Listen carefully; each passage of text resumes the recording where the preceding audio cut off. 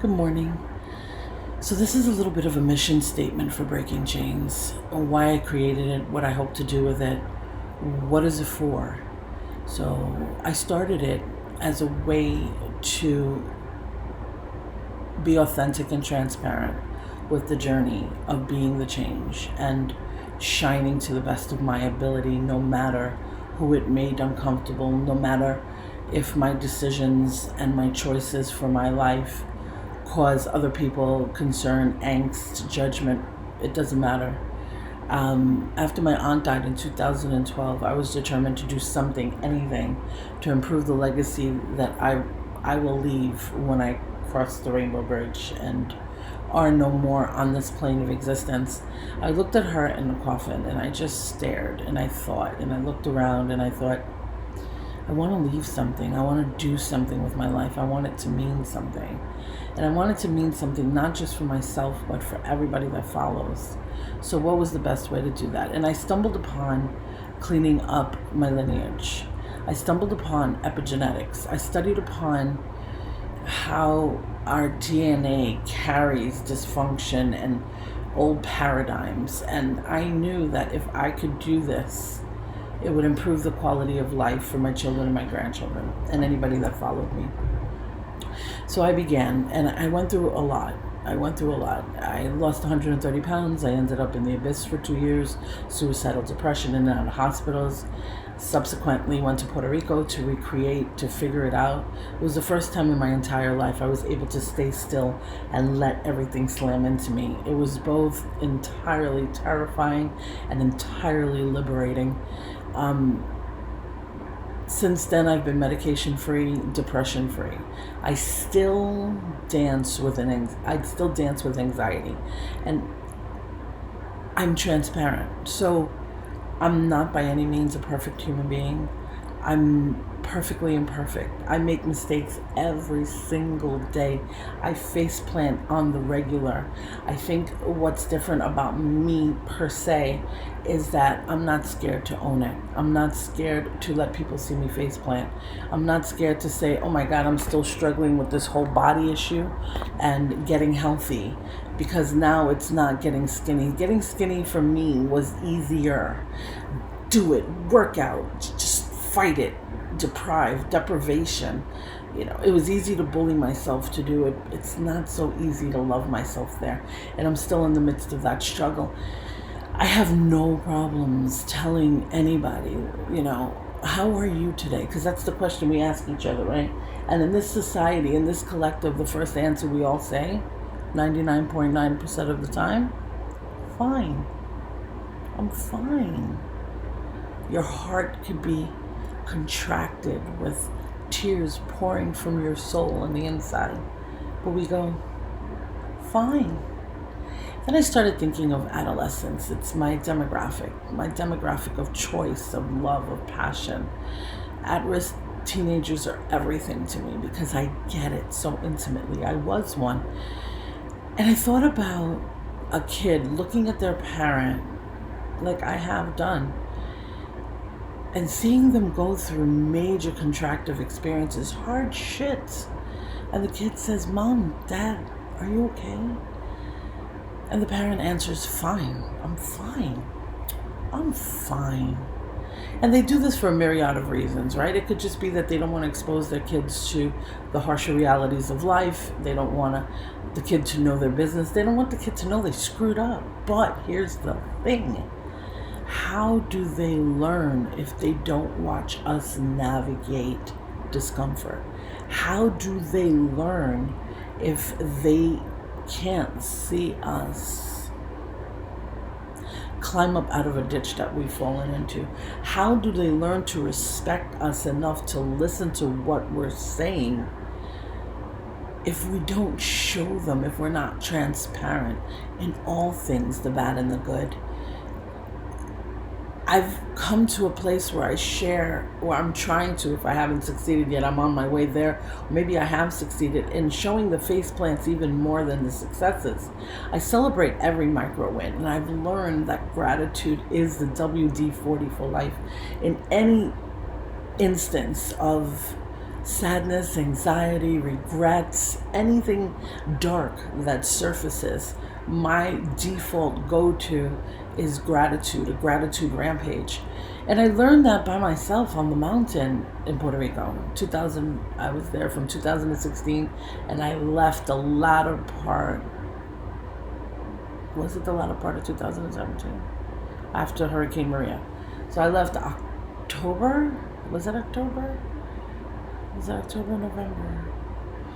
I think it was November 8th. I want to say November 8th. I could be wrong. But I think it was November 8th. I headed back to the mainland. And I had done this work, and it was repetitive. Every day when a negative thought came up, I picked a positive thought. I utilized neuroplasticity. I utilized epigenetics. I was in school for psychology, so I was learning how to reformat my hard drive to embrace new programming for my brain. And I did it one step at a time. So I have tools that I know that work. I know work. Now, maybe the same tools won't work for you, but if I tell you the tools that I'm using, then you have a jumping off point to discover the tools that will work for you.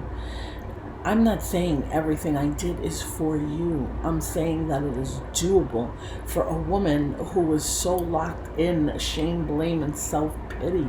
Wow. For decades. And am I ashamed of that? Not at all. Am I embarrassed? Not at all. Am I proud? Not at all. It is what it is. There's reasons that I got there, and there were choices that led me out of the abyss. I am a walking miracle. I should, by all intents and purposes, statistics and medical probabilities, died. 2 suicide attempts that were huge. I didn't, take a pill, and I took a bottle. I took the whole thing of beta blockers. I mean, I should not be here.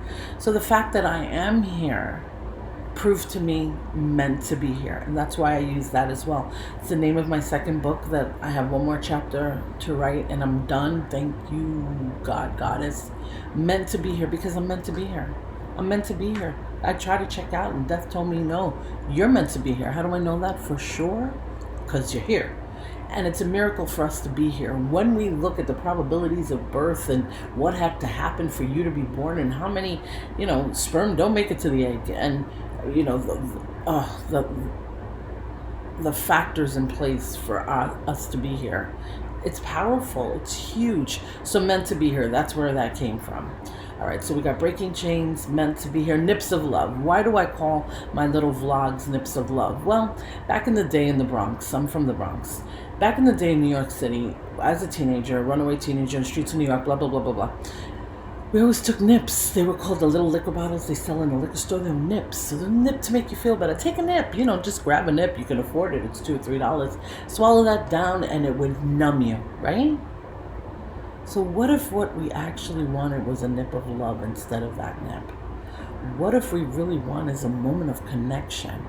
Because I fully believe that addictions of any kind, food, drugs, sex, buying, commercialism, all that is a sad substitute for true human connection, which fires off the oxytocin in the brain.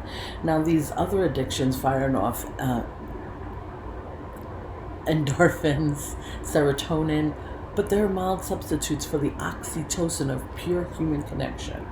So I call my vlogs Nips of Love, to give a little shot to let anybody watching know that they're not alone, that I too am struggling. Every single day there's a struggle. The darker thought comes in, and I embrace my dark side. I understand she saved my life. She saved your ego. Your dark side has saved your life more than you will realize unless you seriously contemplate that. So I respect all that, but it's a choice. Which one am I going to feed today, right? So I wake up and I have a choice as soon as I open my eyes. I got into this habit a couple of years ago. I wake up and I say, I choose love. Right up, straight up, as soon as I open my eyes, I choose love. Love over fear are the two choices that we have constantly, consistently on the crossroads. Every time we come to a crossroads, that's the choice. Love or fear. Love or fear. That's it. Love or fear. Love is love and fear is everything else. If we're doing it to avoid something, it's fear. If we're doing it because we're scared of something, clearly that's fear.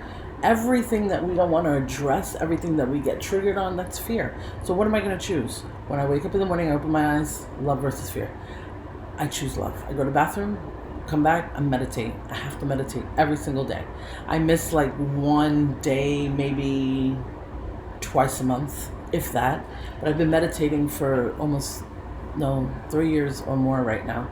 My granddaughter's in a little rocky thing.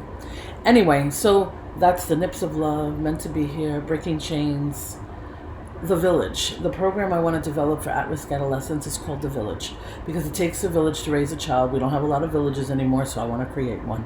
And it's really a dynamic program for them, and it's universe given because I don't know where it came from. Just popped up in my mind, and little facets of this village just spring to life. I have the blueprint here. I think I've written it down once or twice. Okay, so what do I believe in? I believe in love. What religion am I? Love. What political party am I? Love. I'm not anti anything. I'm pro everything. I don't believe in being anti this or anti that. Or, for example, let's just use the president. I'm not anti him. I'm pro somebody who will help our country. I'm not anti-America. I love America. But I'm pro-America being great. I see all these countries that are now GMO free, and we've got free transportation and free abortions and free this because they're worried about their people. Can we be down? So I'm not anti anything. I'm pro everything. Anything else? I will always try to get back to somebody who needs help. I didn't create this page to make money. I created this page to be transparent, to serve as a place where anybody can go to get some kind of inspiration or know that they're not alone, that we're all going through our shit, whether we want to admit it to ourselves or others or not. We're all going through our human existence because that is the human existence. We got the ebbs and the flows, the contractions, the expansions. It's like riding a wave. Never got surfing until I got down with the spiritual journey, and then I totally understood it. Anyway, so that's a little snapshot of why I created this page, what I wanted to do, what I believe in, how can I be there for people if you need just to hear how amazing you are, if you need to hear what miracles can happen when you focus on love. You need to hear the benefits of meditation. It has saved my life. Meditation, real quick, gives me the pause. Meditation allows me to take the time when at a crossroads and I have to make the decision, love or fear. It gives me the space to choose. I never had that before. I was living entirely reactionary. I reacted to everything. It was never proactive. It was always reactive. And meditation allows me to pull back and tell people who are uncomfortable with this new facet of me, did you hear me? Did you hear what I said? I said something. And I'm like, yeah, I know. Give me a second. I'm thinking. How do I want to respond? How do I use my words to build rather than diminish? How do I use my words to add to this world and not take away? So that's what meditation does for me. I love yoga. I've been working on that more often lately. I want to create a dedicated practice. It's amazing. What else? I think that's it, right? I have fibromyalgia. I have radiculopathy. I struggle with anxiety. I don't know if I struggle so much as I'm conquering it little by little bit. Integrating it, accepting it, exploring it. I believe that we are infinite creators. I believe anything is possible. I believe our job for each other is to love and support, love and support, love and support. I'm not here to change you. I'm here to change me back to who I was born to be. We're in this together, and I really believe that. So I hope that helps with why I'm here, why this page, blah, blah, blah, all that stuff. Hit me up if you have any questions or you want to make any comments. Have an amazing day. Bye.